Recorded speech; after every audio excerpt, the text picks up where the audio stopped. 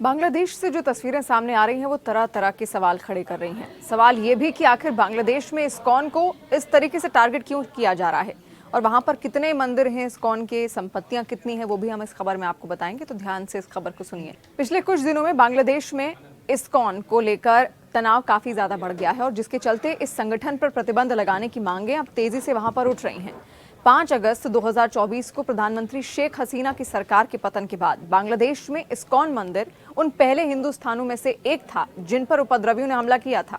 ISKCON को निशाना बनाना राजनीतिक चालबाजी और बांग्लादेश में बढ़ती इस्लामी भावनाओं का परिणाम लगता है। कट्टर इस्लामिक संगठन हिफाजत-ए-इस्लाम ने तो कुछ दिनों पहले जुमे की नमाज के बाद इसके खिलाफ बाकायदा एक रैली निकाली और इसके दौरान नारे लगाए गए कि इस्कॉन मंदिर के भक्तों को उनको पकड़ा जाए और उनका कत्ल यहां पर किया जाए। इसके अलावा प्रदर्शनकारियों की मांग ये भी थी कि इस्कॉन मंदिर पर प्रतिबंध नहीं लगाया गया तो वो और बड़ा आंदोलन करेंगे। शेख हसीना के इस्तीफे और देश छोड़ने के बाद जब देश में अशांति फैली तो बांग्लादेश के खुलना डिवीजन के मेहरपुर में स्थित एक इस्कॉन मंदिर को तोड़ा गया और आग उसमें लगा दी गई। जाहिर तौर पर यह शेख हसीना के पद से हटने के बाद राजनीतिक उथल पुथल थी, लेकिन इस बदलाव के बाद विभिन्न समूह अपना प्रभाव बढ़ाने की कोशिश कर रहे थे। इनमें कट्टरपंथी इस्लामिक गुट भी शामिल है। हसीना के बाद आई यूनुस सरकार इस्लामी गुटों को खुश करने के लिए उन्हें इस्कॉन को निशाना बनाने दे रही है। इससे इस्लामी गुटों को हिंदू समुदाय की असंतुष्ट आवाजों के खिलाफ अपनी ताकत दिखाने का मौका भी मिला।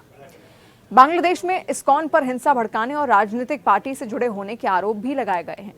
राजनीतिक पार्टी भी कोई और नहीं बल्कि अवामी लीग है, जिसकी अगुवाई पूर्व प्रधानमंत्री शेख हसीना करती थी। अवामी लीग का देश में सक्रिय कई कट्टरपंथी समूह विरोध करते हैं।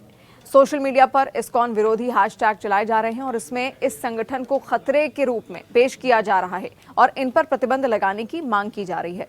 इस अभियान ने तब और ज्यादा जोर पकड़ लिया जब धार्मिक उत्पीड़न के खिलाफ विरोध प्रदर्शन के दौरान इस्कॉन के सदस्यों के साथ हिंसक घटनाएं हुई। इस्कॉन को निशाना बनाना सिर्फ एक राजनीतिक मुद्दा नहीं है बल्कि एक सामुदायिक मुद्दा भी है। बांग्लादेश सनातन जागरण मंच, जिसमें इस्कॉन के सदस्य भी शामिल हैं, उनने हिंदुओं के उत्पीड़न के खिलाफ बड़े पैमाने पर रैलियां आयोजित की। हिंदू में बढ़ती असुरक्षा, सरकार का इस्कॉन पर कार्रवाई करना हिंदू अधिकारों और उनकी पहचान को दबाने का प्रयास माना जा रहा है, जो इस्लामी संगठनों के बढ़ते दबावों के बीच हो रहा है। इस्कॉन पर प्रतिबंध लगाने से बांग्लादेश में हिंदू समुदाय का मनोबल गिर सकता है और यही नहीं, उनके अधिकारों के बारे में चुप्पी साधने की प्रवृत्ति और ज्यादा बढ़ सकती है। हिंदू समुदाय के नेता चिंतित हैं कि ऐसे कदमों से उनका और अधिक हाशिए पर जाना तय है और उनके खिलाफ हिंसा बढ़ सकती है और यही कारण है कि विरोध प्रदर्शन अब इन तमाम इस्लामिक कट्टरपंथी संगठनों का भी हिंदू द्वारा, जो वहां पर अल्पसंख्यक हैं, उनके द्वारा किया जा रहा है।